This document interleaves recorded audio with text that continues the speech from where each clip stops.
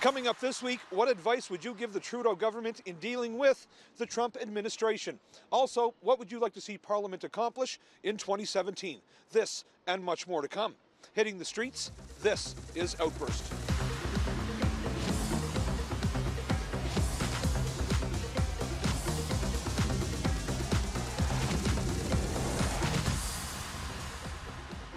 Hello and welcome to Outburst. I'm Glenn McGuinness. Well, Donald Trump's term as the new president of the United States of America has officially begun, and he seems like he's ready to get down to business. He's repeatedly said that he intends to renegotiate NAFTA, and now the Trudeau government is readying themselves for the reality of this new Trump administration. So we asked Canadians to provide some guidance on the matter. Our question: what advice would you give the Trudeau government in working with the Trump administration?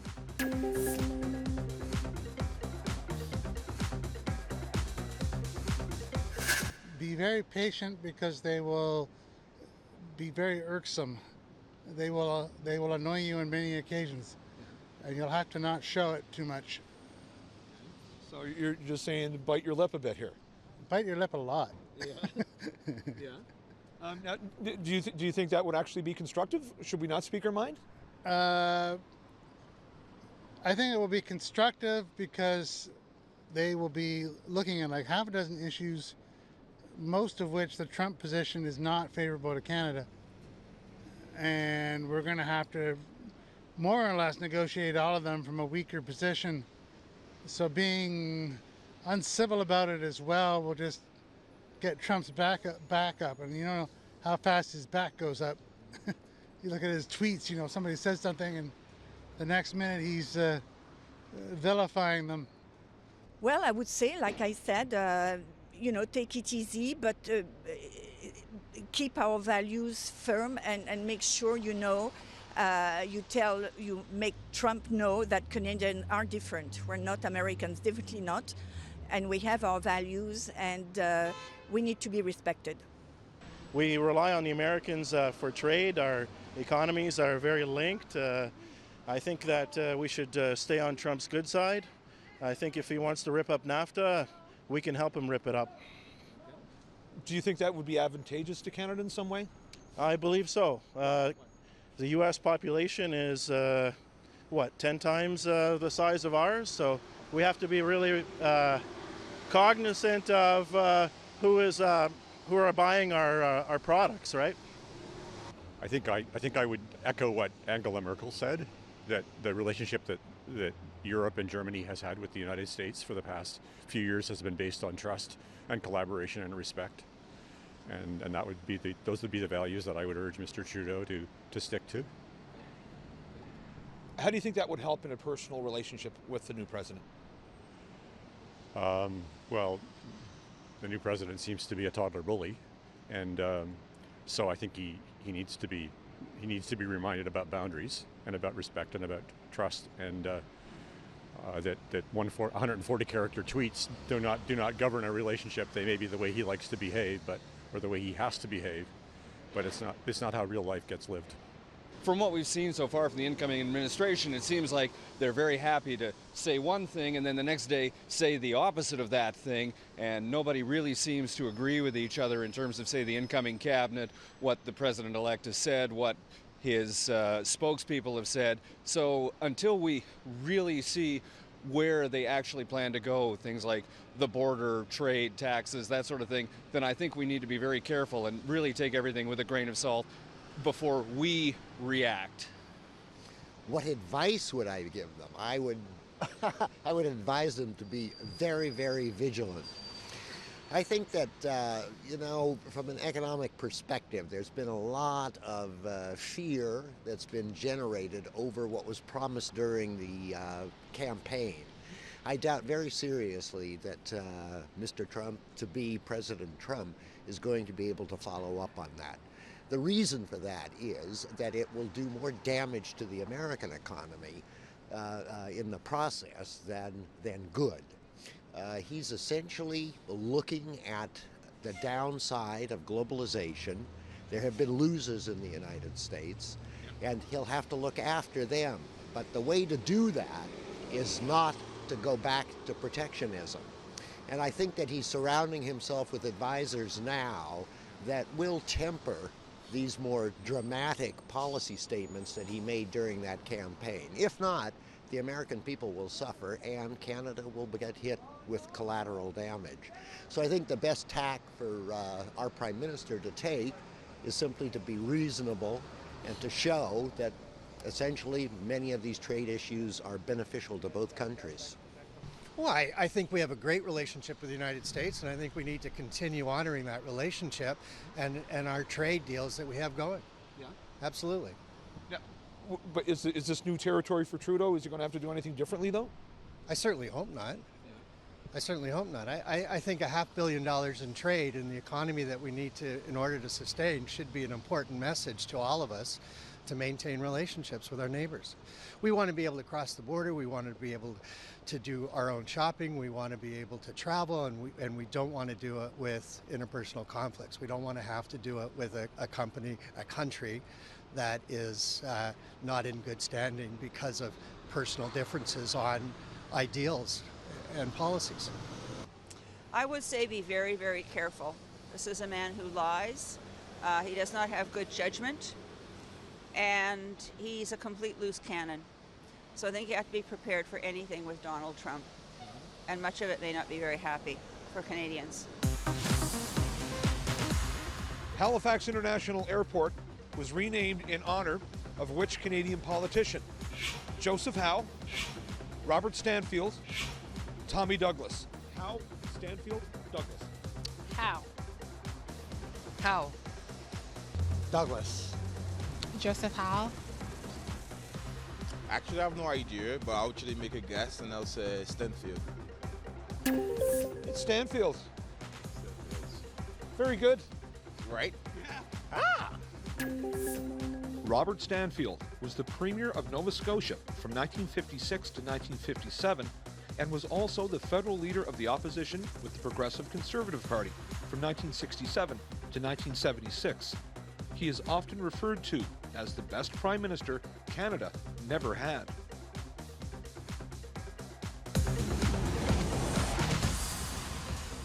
During the 2015 election campaign, Justin Trudeau promised it would be the last one run under the current first-past-the-post system, where a winner is determined in any given constituency by having the most votes. Many people would like to see it run through a proportional representation system, where voters are represented in proportion to how they voted. So we took the topic to you, our question. Should the federal government scrap the first-past-the-post electoral system?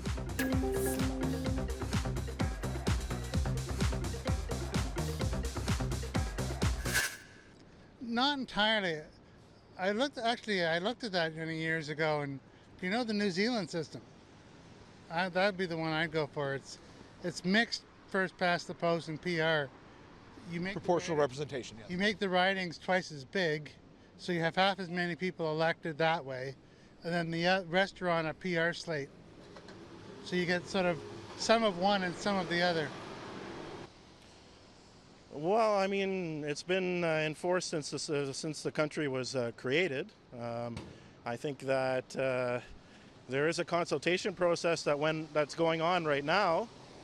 I think it's serving its purpose. I don't think anyone has actually suggested a better system that could work better.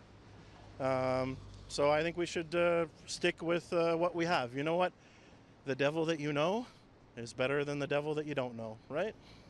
Yeah, I think so. I think a mixed member plurality system would work better for Canada because we'd get more representation for the smaller parties and things like that. Yeah. So I think that would be worthwhile. So you're saying in terms of Green Party, let's just say the Green Party, yeah, exactly. they would be one of the parties to benefit from that. Yeah, exactly. And then I think that would kind of force more compromise and coalition building, which could be valuable for the country. Absolutely. Why? Because it's unfair. It gives too many benefits to the first past to the post. Some sort of proportional representation, and I have no idea what that looks like, has got to be fairer than what we have now. Some people argue it may result in a stalemate in terms of what we're left with. I grew up in the 60s, and the very best government I think we've ever had since then was the one that Pearson had between 63 and 65. That came right after Diefenbaker, which was stalemate, even though he had the biggest majority in history. I think a minority government can be a successful government because it's based on the very same principles of collaboration, trust, and respect that I talked about in answer to your first question. That's a very, very tough question. I would say this is one where I would say, having followed this relatively closely, I think the government needs to tread very, very carefully. And while I think there are definite advantages to moving forward to some sort of different system, I think that making any kind of rush change will be damaging, possibly to the government, but also just to our electoral system in general and people's confidence in it. Change has taken a very long time in other jurisdictions that have done it, like, say, New Zealand, for example. And so I think making a rush change here in Canada, especially given how things have gone so far, would be very risky to our democratic system, generally speaking. That is a very complicated question. The short answer, since this is a television program, is no. From my perspective, I think it works fairly well now, and to tamper with it, I don't think is really going to generate a big payoff. I think it's been working for us, so I don't see the need to change that personally. Okay.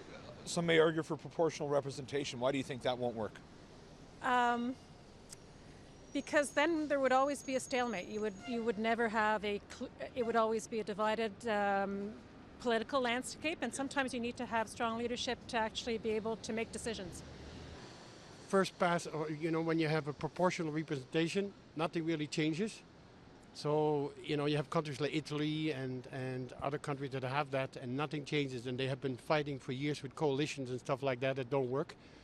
So I think we need to create a whole new system. Like, look at the both system that we have and scrap both of them and make something better. I believe in a one party, no political parties. I believe in that we should have the Party for Canada, and Party for Canada means that every constituency representative should be working for Canada, and 70% democracy, and not what we have now. I don't think this is working at all. I don't think so. I don't think so. I think the democratic process has always worked well in this country. I like the fact that our leader is voted in by the party and not as an individual. I like the basic structure of our democracy, and I think it seems to work very well for now. I don't see personally a need for change. For my own opinion, I think democracy means the majority wins. So whoever you're voting for, whoever the majority is, they should get in. That's what I think. I don't think it should be on the ridings that you, like in the States, it's based on electoral colleges, and where Hillary Clinton actually won the popular vote by a couple of million votes. She should actually be the president. That's who most voted for. That's who should be in. Yes, I would say yes, because I don't know if it accurately represents the majority of Canadians, and I don't know if it's the best way to measure how people want the country to be run. Yes, I absolutely think so. I think a system that can lead to people being elected without having a majority of votes in their riding is not a good system. I felt that way for a long time. Laurie Skreslet is the first Canadian to do what? Reach the summit of Mount Everest? Travel to space? Sail alone around the world? Everest, travel to space, sail alone around the world. I'll take Everest. Mount Everest. Sail alone around the world. Sail alone around the world. Mount Everest. Mount Everest. Absolutely correct. Very good. On October 5th, 1982, Laurie Skreslet made history when he became the first Canadian to summit Mount Everest.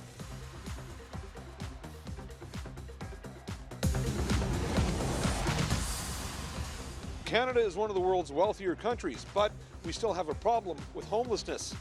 It's estimated that 235,000 Canadians will experience homelessness in a year, and 35,000 Canadians are homeless on any given night. So, how do we bring these numbers down? Our question: what more could be done to assist the homeless in Canada?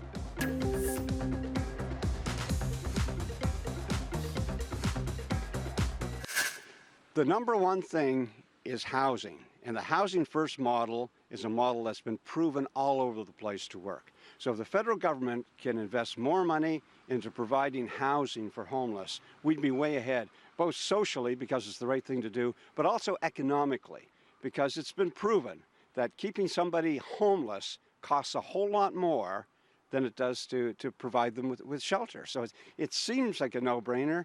And you know, the Trudeau government is doing that. They're starting to invest. They're investing in that, and it's a long time coming, but it's about time. So I think that if you're asking what's the one thing that can be done, investing in housing first would be it. Well, there are a few ideas on that. A guaranteed income, for one thing, for everybody, and housing. Housing is probably the main issue that they're dealing with. If you can't have a home, you can't shower, you can't dress correctly, you cannot apply for a job or anything. Even if they're not applying for a job, at least they'll be warm and inside. And to have a belonging somewhere. Yeah.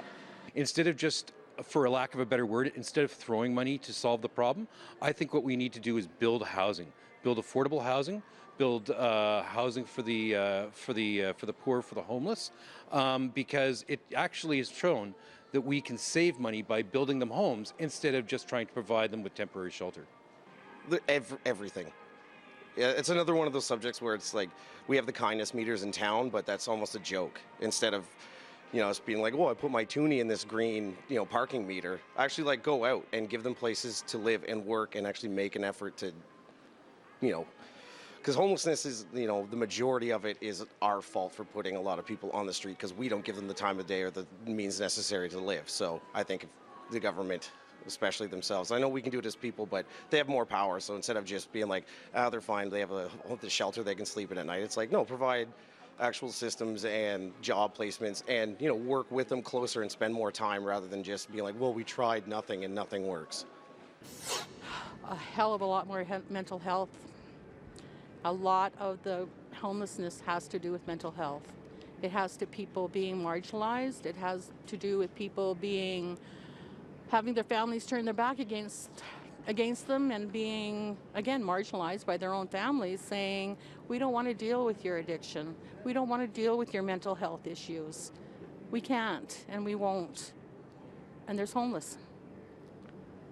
There are legitimately people out there that do prefer to live that lifestyle. They want to live outside. They don't want to be indoors. And there's a few of them out there. And they're, I don't know if you want to say that's homelessness, because that's a lifestyle choice. So I think that there has to be a definition of what homelessness is.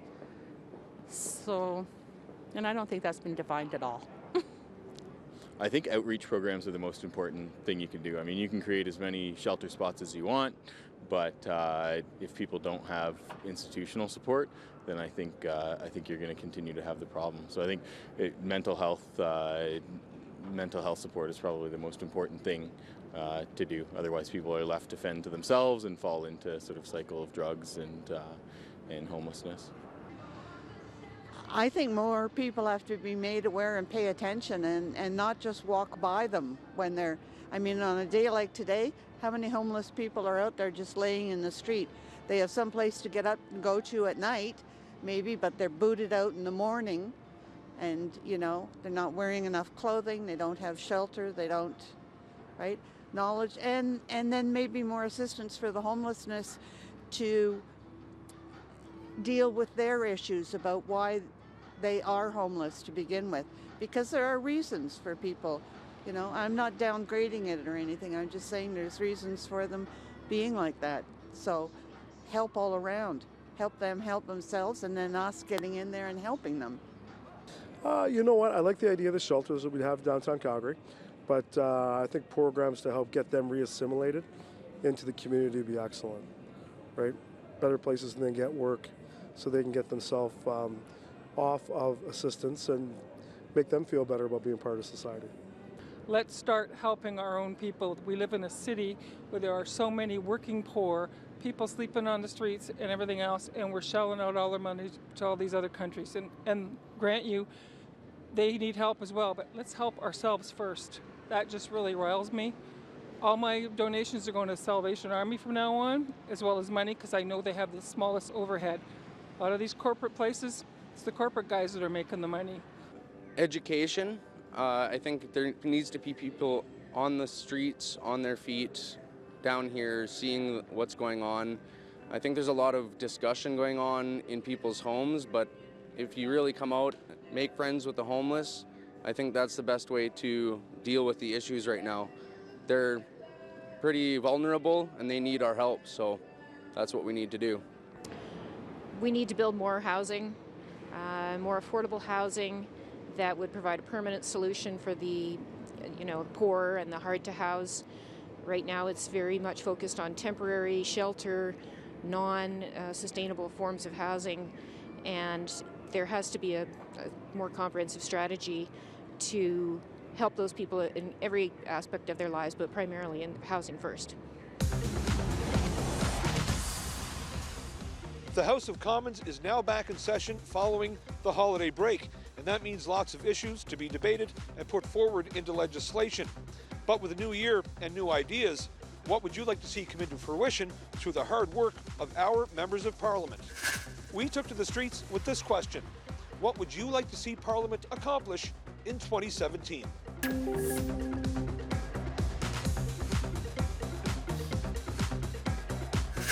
I think that they should pay up on all the treaties.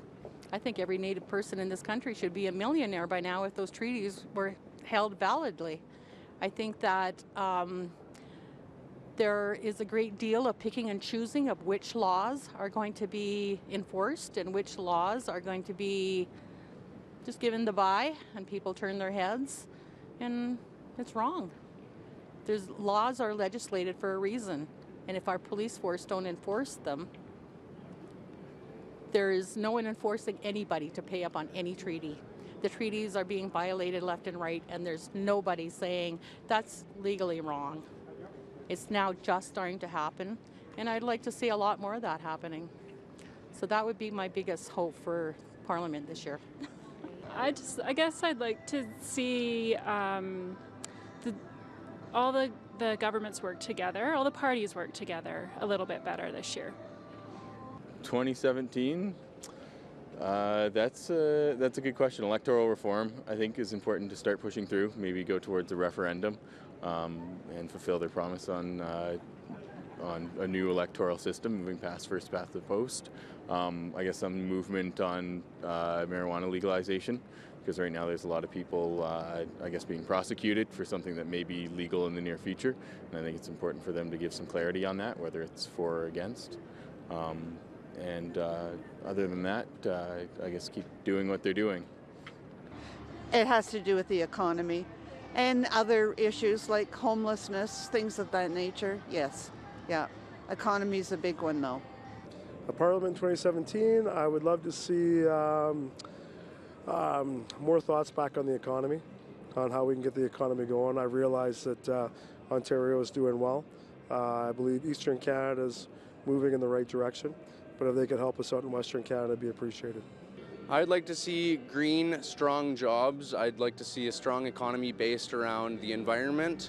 I agree with the carbon tax. I don't see it as a sales tax at all. That's basically my opinion. It'd be nice to have some growth in sort of environment-related jobs or green jobs. Given that that's the policy direction, that would be a natural place to focus their efforts.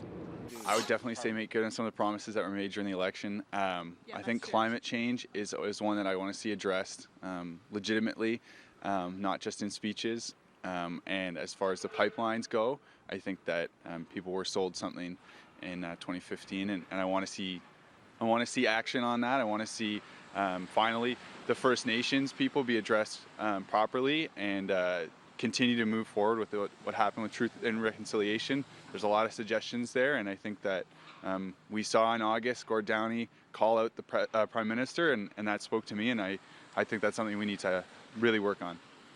Well, just recently, the story came out about the big gap between what the CEOs earn and what ordinary folks earn. Now, if you can do something about that inequality, I mean, it's just getting ridiculous, totally out of hand. So if they can do something to look at that, whether it's a guaranteed income, is there's starting to be a buzz about that, and minimum wage, and those kinds of things.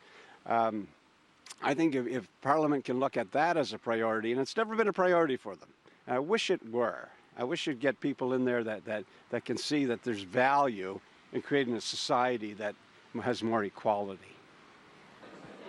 There's a pipeline that's hopefully scheduled to go past through Eastern Canada. I think that would be really helpful to us to get that going. So I'd like to see the federal government kind of push things that way to bring a little prosperity here to the East Coast. Of course, lower my income tax because I'm paying way too much as is now. And they're not encouraging me to work more because the more I work, the more they take. I'll put it that way. Actually, at my level, they're taking half my money away. So, no, that's about it for me. Besides that, they're doing pretty good. I would like to see proportional representation. When the Trudeau government came to power, it came on with some big promises. The most important for me was proportional representation. Justin Trudeau promised that this would be the last election under the first past the post system, and I'd like him to hold to his promise. I don't have any issues with them at the moment. I think they're doing what they have to do, and I mean, the Liberals have done what usually the Liberals have do if it wasn't Trudeau or not. But maybe if they, work a little. But I mean, it takes time for stuff to get done, and they just started, so I can't say anything bad about them yet. I'd like to see them actually take action against or for Aboriginal rights in Canada and really make an effort instead of just keep putting it under the rug and say that they're going to do stuff and making these BS apologies. Actually work hard. What is Canada's most southerly city? St. Stephen, New Brunswick. Windsor, Ontario. Victoria, BC. St. Stephen, Windsor, or Victoria? Windsor. I feel like this is a trick question. Victoria? Windsor. New Brunswick. Windsor? It is Windsor. Yay, cool. What? Windsor, Ontario is Canada's most southerly city. Its geographic location is close to the same latitude as Northern California.